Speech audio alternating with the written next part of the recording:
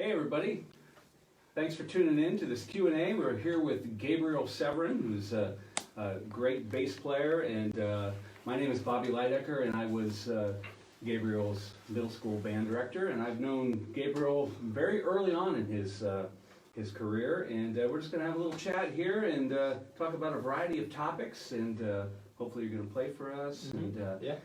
So let's get started. How long have you been playing, and what got you started into the bass? Yeah, I've been playing 7 years, almost 8 years, coming up in January. And ever since I was a young toddler, I was always drawn to, I guess it was the low sound of the bass. I would point it out when I was listening to music, like in the car, when we went to my dad's concerts. I would always point out the bass. So Nice. I guess I was always drawn to it. That's pretty cool. Okay. So. And can you show us your first bass? It's a real gem there. Yeah, I'm not exactly sure the brand, but that was just stuck on there. But my dad picked this up at a flea market when I was just 2 years old, and it was like just $70 at a flea market. And I ended up, it was sat in the attic for 5 years, and then when I was 7, just a little after I turned 7, I picked it up and wanted to play, and I took my first lesson using it. Oh, that's cool. So. That's really great. All right, so how much do you practice? Yeah, it all depends on like what I have going on. Like I know when I had the soccer season, I was really busy. We'd practice every day for an hour and a half to 2 hours. So my practice sessions, I wanted to get usually around 2 sessions of 40 minutes to an hour, and on the weekends it's around 3 sessions around the same time. Wow, yeah, that's cool. And so, do you divide up your practice time into sections or sessions? Last year, I would come home, start on my homework, and then take a break from it, come down and practice, and then go back. If I had any leftover homework, I'd go do that. Mm-hmm. Then I'd usually come down and practice again. Yeah. Wow, great. And so, can you show us some of your daily routines? Like every musician has things that they like to go through. Yeah. And tell us about this bass first of all, before you start into your routine. Yeah. This is an Ernie Ball Music Man bongo 6-string. It's HS. The front pickup is just a single, and this is humbucker, the back. So I like that, so the front doesn't get in the way. And yeah, it's a 6-string. I love using 6 strings for chords and soloing, and it's 4-band EQ. So, Wow. and I'm lucky to get this because this is in a limited edition color. So. Oh, that's great. Yeah. It's really great looking bass. All right, well, show us some of your routines. Well, I always start with Jaco Pastorius one from a video he did called Modern Electric Bass, and he just starts with an open string thing like. And he goes to 2, and then 3, and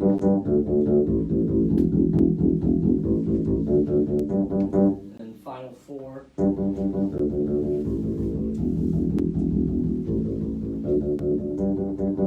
and he said the point of that is to practice with muting with both hands. So like after I play a note, like muting with the other finger, Right. and also muting with the left hand, so like that. And he said it's the hardest thing to play on the bass, and yeah, I definitely agree, because if you get up to a fast pace when you're playing 4, like, Oh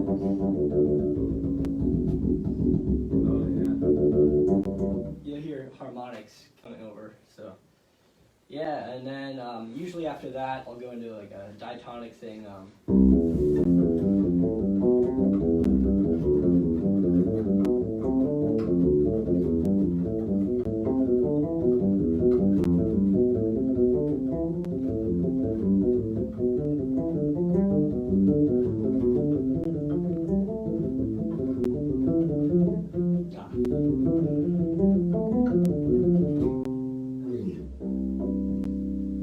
And I'll do a lot of diatonic exercises, and I'll do like a.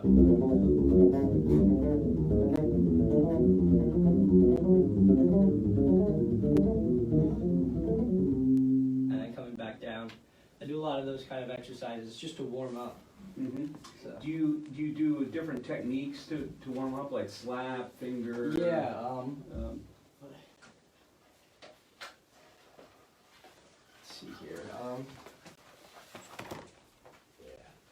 So I like using this bass for slapping a lot.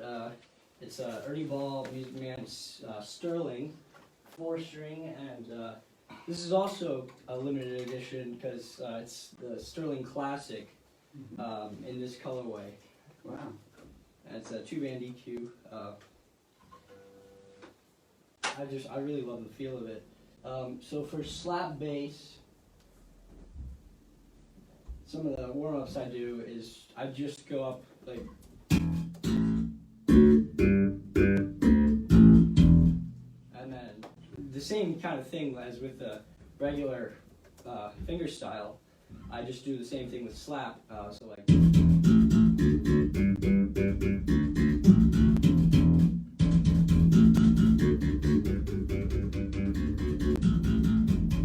I'll do the same thing with. And I'll go like. Just to, get warmed up for slapping. And for a lot of people out there, the way I slap is I come down with my thumb, and as I strike it, I follow through onto the string below. So if I'm hitting the E string, I'll follow through and my thumb will rest on the A string. So it's just like that. And same for all the other strings. And then when I get up to the last string, it just rests on the body there. Right. So yeah, and then I just use an index finger for plucking. Cool. Cool. Now, I'm a drummer, and normally, you'd think the drummer's responsible for the time, but everybody knows the bass player is the real timekeeper of the band. So what do you do to practice, keeping time and making that foundation? Yeah, hang on a second.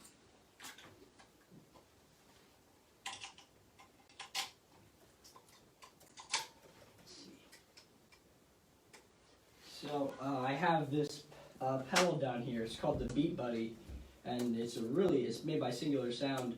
It's a really realistic pedal to replicate a drummer, and they have hundreds of different beats with different drum kits. So I use that. I also I'll play an exercise like just something simple like that, and then I'll displace it and on the E like, and then on the and then on the So I'll just displace things like that. And another thing I use is Anthony Wellington, who's my teacher, and Victor Wooten. He does an exercise called the Yardstick of Time and Groove, and we'll just play one note and put on a metronome on. So I have one here.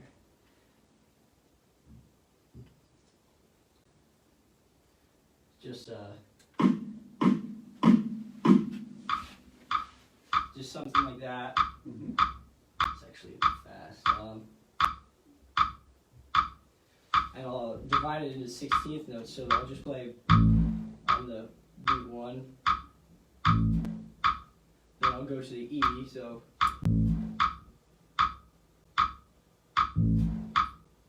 And then to the and.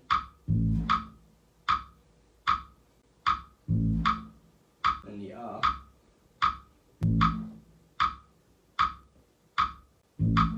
And I'll go on beat 2 and repeat the same thing.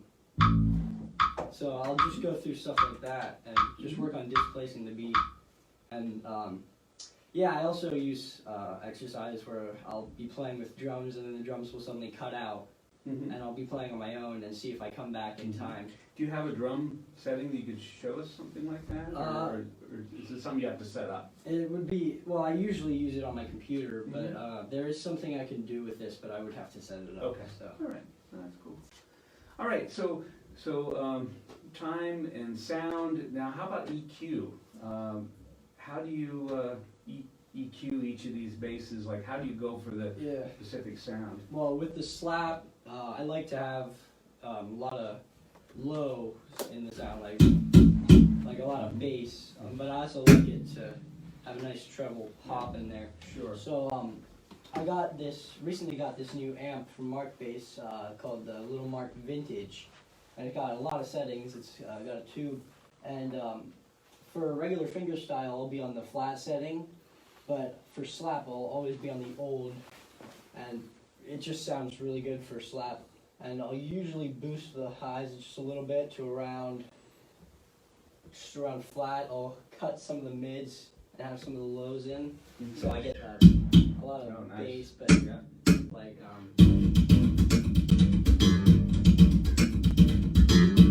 just to have like a nice tone like that. Sure.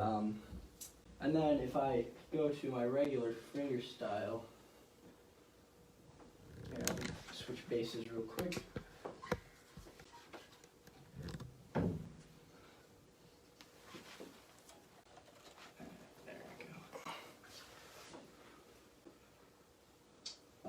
So for this, first on the bass, I have it rolled back to bridge pickup. I have mids turned up, just a little boosted. I cut all treble when I use like fingerstyle for like a Jacko type sound, and I boost some of the bass. So like on here, I have no mids, both, or no treble. Both mids are around flat and boosting the lows. Just so I can have a nice kind of Jacko sound, but add some more bass to it.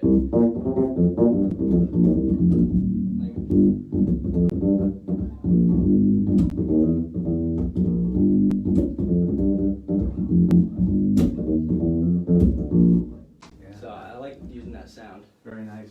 Now, how switching gears? How do you go for the fretless sound? Yeah. So this fretless, it's a beautiful bass made by Paul Leray in France. It's beautiful. Yeah. What's the wood? I think it's an olive top. Yeah, and then it's on the back. It's got all sorts of different woods here, and it's a neck through. I really like the sustain that neck throughs bring. For this, I'll have again no treble. Usually I boost the bass a little bit more with the fretless, and the pickup in this bass is actually, it's located right around here. If we go to the back again, that's where it's located. Yeah, it's under the fingerboard. There is no front pickup. So I like putting my hand just back here.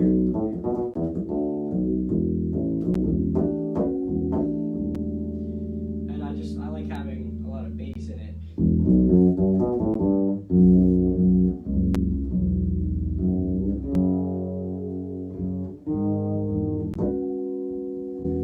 I really like the sound of it.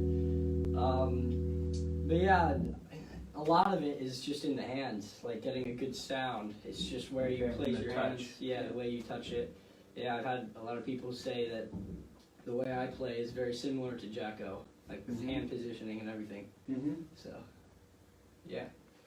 All right, and the basses we've seen so far, a wide variety of number of strings here. So can you talk about your preferences there and why 4, 5, 6? Yeah, well, for 4-string, I love to use it for slap and just like old school playing. I'll use my 4-string P bass for a lot of like Motown oriented stuff. But I like using it for slap. 5-string, I like using that for more like funk, like modern and R&B. I just really like the way the low B sounds. Like you can have a lot of there's a lot of variety. Like if you're playing a really low note and the singer's high, I like the contrast. Right. And I slap on 5 strings as well. And I like slapping with the low B as well. And I use 6-string a lot for like soloing. Yeah, we can get that out. I like using it. Here's the 5-string that I use a lot for slap, and it's a Stingray by Music Man. And I have rose gold strings made by Carlos Pavicic. He's also in France. They sound really good. But yeah, this is the bass I use for a lot of like funk stuff, gospel, if I ever practice that, slap. I love the slap tone on this bass. But yeah, moving to 6-string, here I can just show you what it sounds Yeah, I'd like. love to hear what this sounds like. It's a very different tone as opposed to the 4-string. Let's see. Oh, yeah.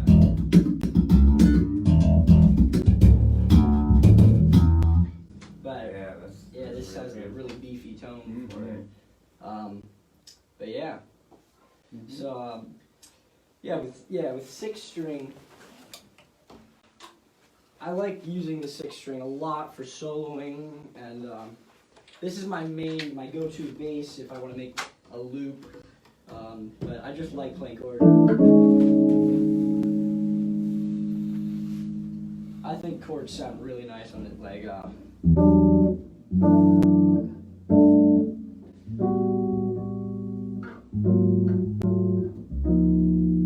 I love using it for chords like that, and it sounds really good in the low register. Like that kind of stuff.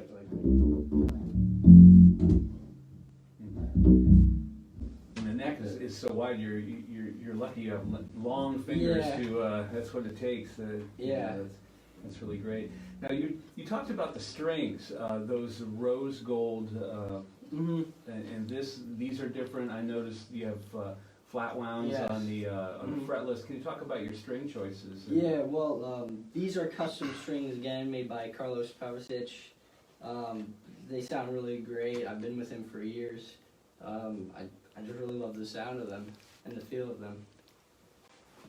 Yes, I use nickel wound strings, but for the fretless, I use, I think they're tape wound, nylon tape wound, that's what they are.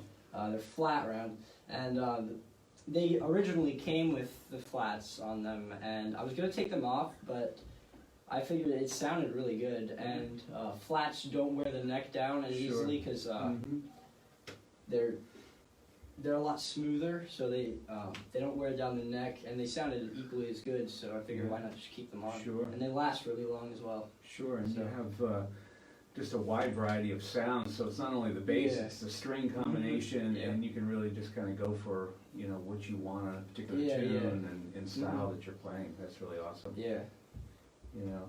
So now let's look at how you view you as a player. In supporting whatever group you're in, whether it's a trio or quartet, quintet, whatever. Talk about how the bass player fits in to all those. Well, in like a funk setting, I like just holding down the groove, but in jazz and funk, sometimes the bass player will take a solo, and I've had a lot of people tell me that I should just play guitar if I'm gonna do all the soloing and chords on this. Yeah. Just the way I feel about that is, for the people that say that, I feel like they're kind of restricting my freedom of expression on the bass that I want to express myself with. I chose to play the bass for a reason. If I wanted to play guitar, I would have played guitar. Sure. I love the sound of the sound of the bass when I solo. It's not too high, but it's not too low. Right. So yeah, I just like expressing myself through that. That's very cool. And you like the solo opportunities on the 6-string. Yeah, it gives you a lot more opportunities because that's the highest note, and that's pretty high.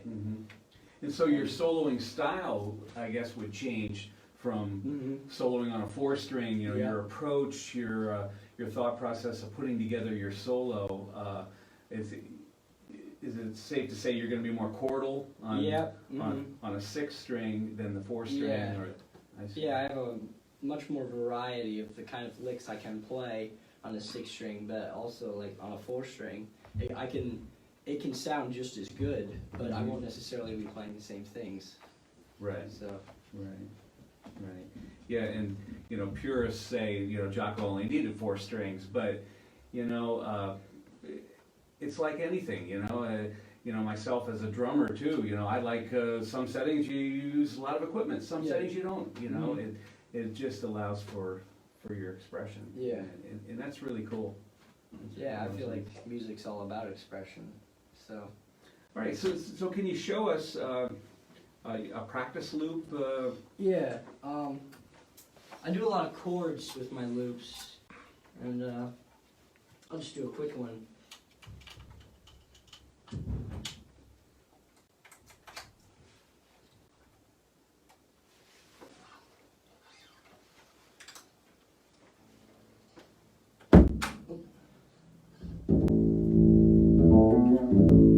And so you're using a loop station by? Yeah, it's by Boss. By Boss, okay.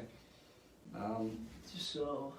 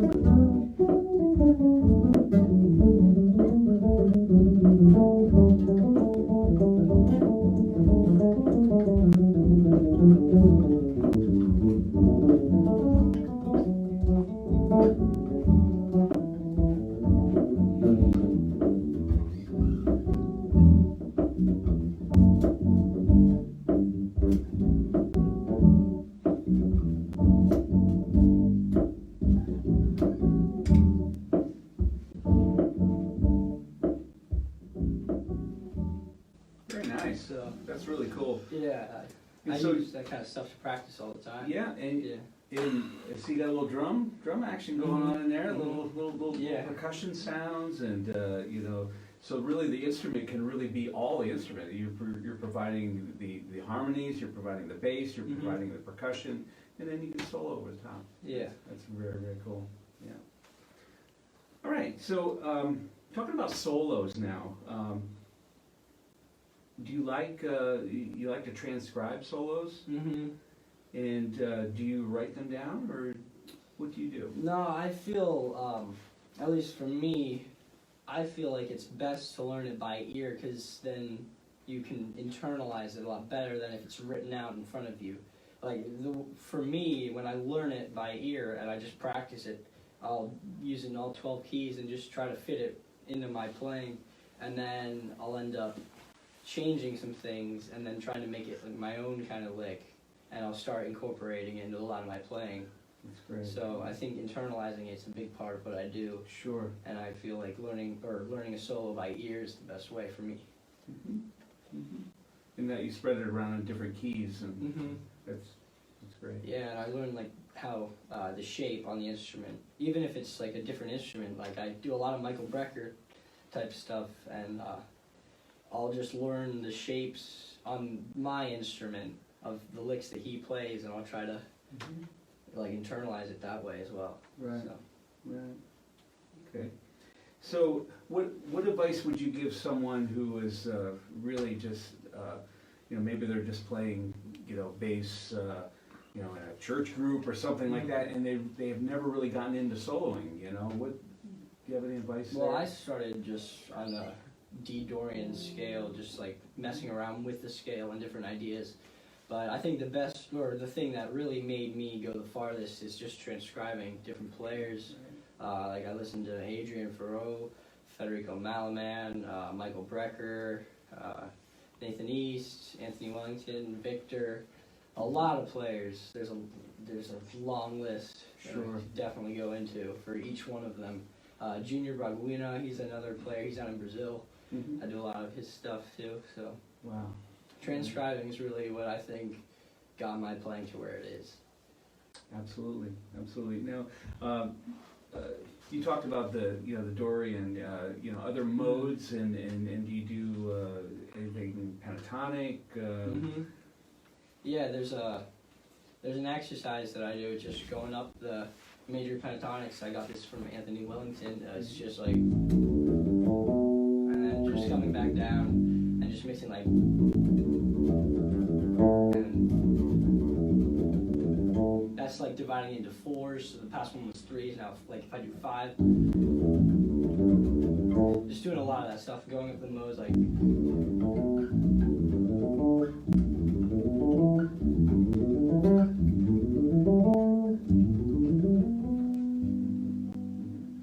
Did you ever practice those with metronome or? Yeah, there's a backing track that I use in iReel. Oh, that's that cool. goes with it. Yeah. That's great. Okay. And so we talked about a lot of influences. You know, a lot of people, and that's really the key as a musician is really to listen, and that's great. So do you have what are your short term versus long term goals? Like what's your short term? Like where are you at right now? Right now, I just I want to get as good as I can be and just do a lot more transcribing.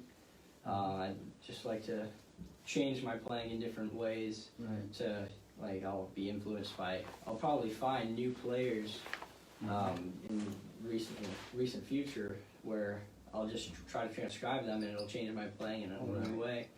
And how about a variety of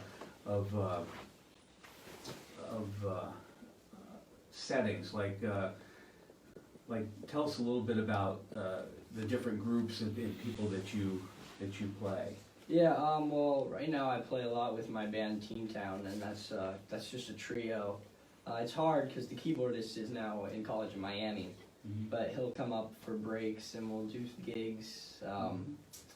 But a lot of the looping stuff I can use in a solo setting. Like if I'm just playing in background for something, I'll just put the looping pedal on, do some loops, and just play with it. Yeah, and playing with a piano player, like just two people, I've adapted to doing that.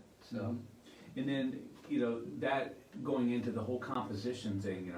I know you've written a lot of music, and you have several recordings out, and you talk about your approach to composition and. Yeah, well, both of the singles that I released all came from the looping pedal. Like I just expanded on the loops. I created other loops and kind of mixed them together. And I have a ton of loops which I have yet to make into songs. And I'm gonna start to get into learning how to play piano, and I think that will really help with composition. Yeah. And is there a specific style you like to write in? You talk about that. Is it Latin? Is it jazz? Is it Yeah. Well, I like usually I like kind of like jazz funk, jazz fusion. But my first composition that was released was Latin, and I love playing Latin music. Michel Camino. Oh yeah. I play with a young piano player he's blind, and it's a Latin band, and I played with him a couple times. Wow. And it's really fun. Yeah, 'cause I kind of see that in your playing there. That you really are kind of drawn to that style. It's very cool. So long term, down the road, okay. So you're getting as much experience. You're writing. You're playing with different people. Where do you see yourself? I hope to play a lot with a lot of different people. Hopefully tour around the world, just get to see the world, and just play with as many people as I can. Yeah, into the fact that you are into different styles, it doesn't slot you in a one road. If you're well versed in styles, you could.